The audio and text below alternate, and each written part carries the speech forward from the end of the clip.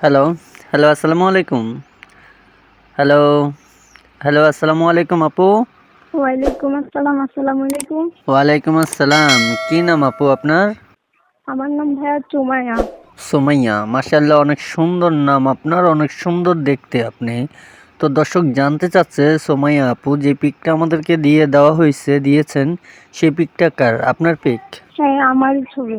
আচ্ছা, এটা আপনার রিয়েল পিক। তো সুমাইয়া আপু, দর্শক জানতে চাচ্ছে আপনার বাসস্থান কোথায়? কোথায় থাকেন আপনি? বাড়ি কোথায় আপনার? আমার ঠিকানা হচ্ছে লক্ষ্মীপুর। আমার বাড়ি লক্ষ্মীপুর, ঠিক আছে? আচ্ছা, আচ্ছা। সুমাইয়া আপু, আপনার বাড়ি হচ্ছে লক্ষ্মীপুর। তো দর্শক জানতে চাচ্ছে যে প্রতিবেদনে কোন দৃশ্য নিয়ে আসছেন? কেন প্রতিবেদনে এসেছিলেন? কি জন্য আসছি এটা আমি বলি। আমার একটা মনের মানুষ দরকার, ঠিক আছে? আমার পাশে যে দাঁড়াবে, আমার হেল্প করবে।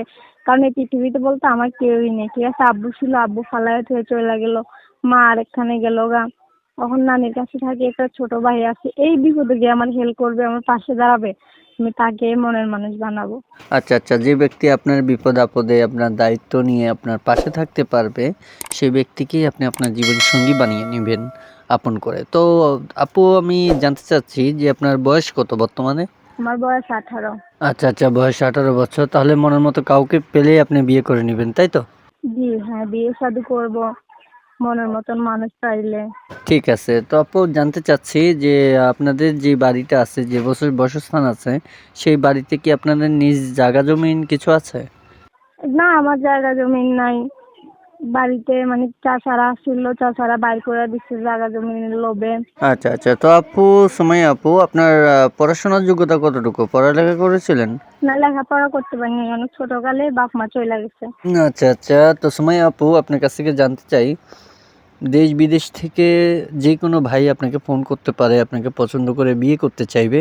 তো বিয়ে করতে চাইলে তো এদের ভিতরে দেখা গেছে কেউ বৃদ্ধ থাকবে, ইয়াং বয়সের ছেলেরা থাকবে, কারোর বউ থাকবে, কারোর বাচ্চা আছে ৩টা ৪টা, এরকম কোনো ব্যক্তি, বয়স্ক ব্যক্তি আপনাকে বিয়ে করতে চাইবে, তাহলে কি আপনি তাকে বিয়ে করবেন?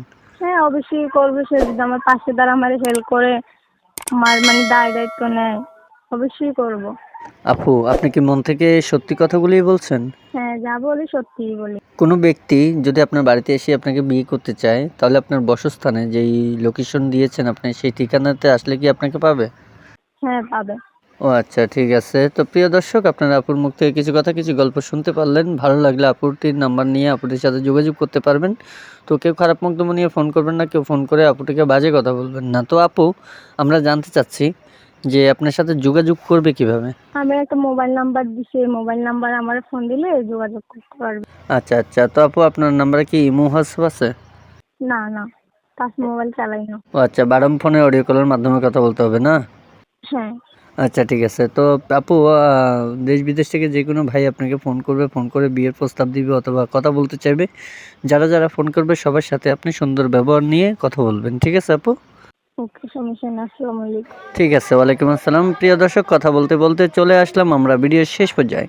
ভিডিওটি ভালো লাগলে একটি লাইক, একটি কমেন্টস করে আপনার মূল্যবান মতামত জানিয়ে দিতে পারেন কমেন্ট বক্সে।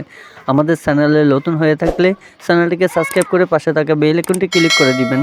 তো আপুটির নাম্বারটি ভিডিও স্ক্রিনে থাকবে, চাইলে ওখান থেকে নাম্বার নিয়ে সরাসরি আপুটির সাথে কথা বলতে পারেন। কেউ খারাপ বক্তব্য নিয়ে ফোন করবেন না, কেউ ফোন করে বাজে কথা বলবেন না।